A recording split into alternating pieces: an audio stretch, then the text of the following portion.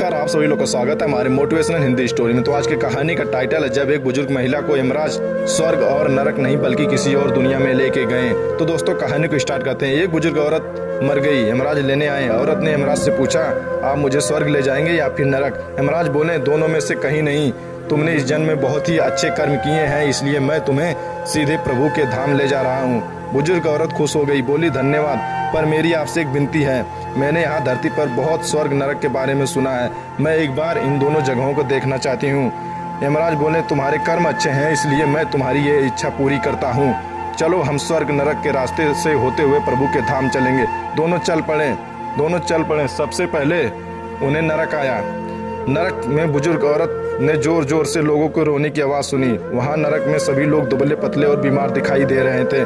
औरत ने एक आदमी से पूछा, आप सब लोग की ऐसी हालत क्यों है? आदमी बोला, तो और कैसी हालत होगी, मरने के बाद जब से यहाँ आए हैं हमने एक दिन भी खाना नहीं खाया, भूख से हमारी आत्माएं तड़प रही हैं।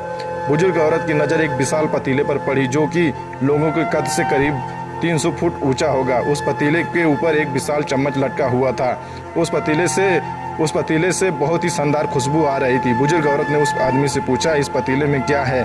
आदमी मायूस होकर बोला, पतीला बहुत ही स्वादिष्ट खीर से हर समय भरा रहता है। बुजुर्ग औरत ने हैरानी से पूछा, इसमें खीर है?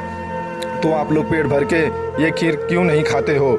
भूख से क्यों तड़प रहे हो? आदमी रो रो कर बोलने लगा, कैसे खाएं, ये पतीला 300 फुट ऊंचा है, हम में से कोई भी उस पतीले तक नहीं पहुंच पाता। बुजुर्ग औरत को उन पर तरस आ गया। सोचने लगी, बेचारे खीर का पतीला होते हुए भी भूख से बेहाल हैं, शायद ईश्वर ने यही दंड दिया है इन लोगों को।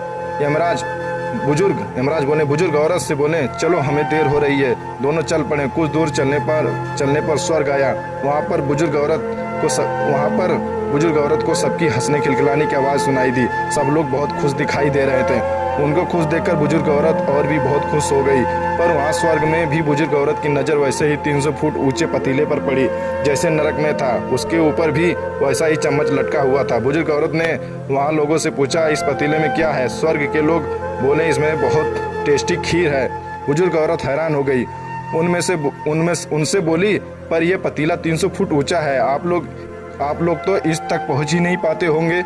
उस हिसाब से तो आप लोग को खाना मिलता ही नहीं होगा, आप लोग भूख से बेहाल होंगे। पर मुझे तो सभी इतने खुश लग रहे हैं, ऐसे कैसे?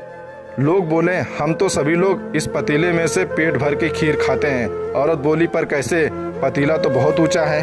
लोग बोले, तो क्या हुआ, पतीला ऊंचा है तो यहाँ पर कितने सारे पेड़ हैं। ईश्वर ने ये पेड़ पौधे, नदी, झरने हम मनुष्य के उपयोग के लिए तो बनाए हैं। हमने इन पेड़ों की लकड़ी ली, उसको काट कर फिर लकड़ी के टुकड़े किए, जोड़ जोड़ के विशाल सीढ़ी का निर्माण किया। उस लकड़ी की सीढ़ी के सहारे हम पतीले तक पहुंचते हैं और सब मिलकर खीर का आनंद लेते हैं। बुजुर्ग औरत और यमराज की तरफ देखने लगी। यमराज मुस्कुराए और बोले, ईश्वर ने स्वर्ग और नरक मनुष्य के हाथों में ही सौंप रखा है। चाहे तो अपने लिए नरक बना ले, चाहे तो अपने लिए स्वर्ग। ईश्वर ने सबको एक समान हालातों में डाला है, उसके लिए उसके सभी बच्चे एक समान हैं। वो किसी से भेदभाव नहीं करता। वह नरक में भी पेड़ पौधे सब थे, नरक में भी पेड़ पौधे थे, पर वो लोग खुद ही आलसी थे। उन्हें खीर हाथ में चाहिए थी। वो कोई कर्म नहीं करना चाहते थे, कोई मेहनत नहीं करना चाहते थे, इसलिए भूख से बेहाल थे। क्योंकि यही तो ईश्वर की बनाई इस दुनिया का नियम है। जो कर्म करेगा, मेहनत करेगा, उसी को मीठा फल खाने को मिलेगा।